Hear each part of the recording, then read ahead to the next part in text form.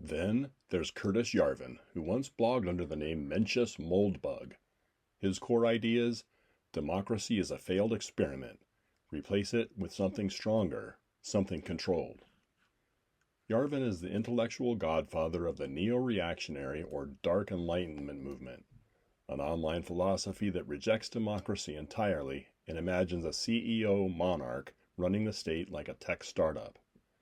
For years, Yarvin was dismissed as fringe, writing on obscure blogs about the cathedral, his term for the media academic government establishment that he despised. He actually has proposed the liquidation of democracy, the Constitution, and the rule of law, and the eventual transfer of power to a CEO-in-chief, who would transform the government into a heavily armed, ultra-profitable corporation. He said to believe in nonsense is an unforgeable demonstration of loyalty. It serves as a political uniform, and if you have a uniform, you have an army. He said reality is the perfect enemy. It always fights back. It can never be defeated. He said that democracy should be replaced with for-profit sovereign corporations. And he said if Americans want to change the government, they need to get rid of dictator phobia. But today, Yarvin's ideas are no longer fringe. He's attended Trump inaugural events. He's whispered to elites. His words now echo in executive orders that consolidate power and reshape the bureaucracy. He has huge influence on figures like Peter Thiel, J.D. Vance, and others in Trump's inner circle. His impact has been seen at administrative purge systems like RAGE, replace all government employees, which has actually been put in place by DOGE, the Department of Government Efficiency. The culture shift now is how democracy and dissent are being portrayed within the elite policy circles.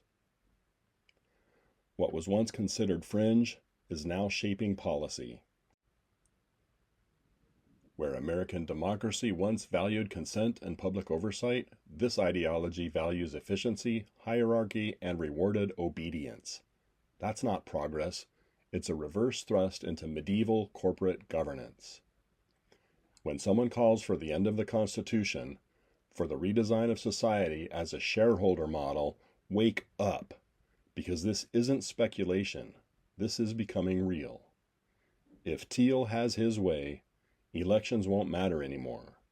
Power will consolidate in the hands of unelected elites with tech empires.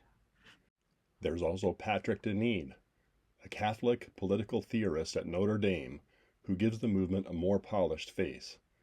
His book, Why Liberalism Failed, became a bestseller, and in 2023 he followed it with Regime Change, a manifesto arguing that liberalism, left and right, has hollowed out meaning, family, and tradition.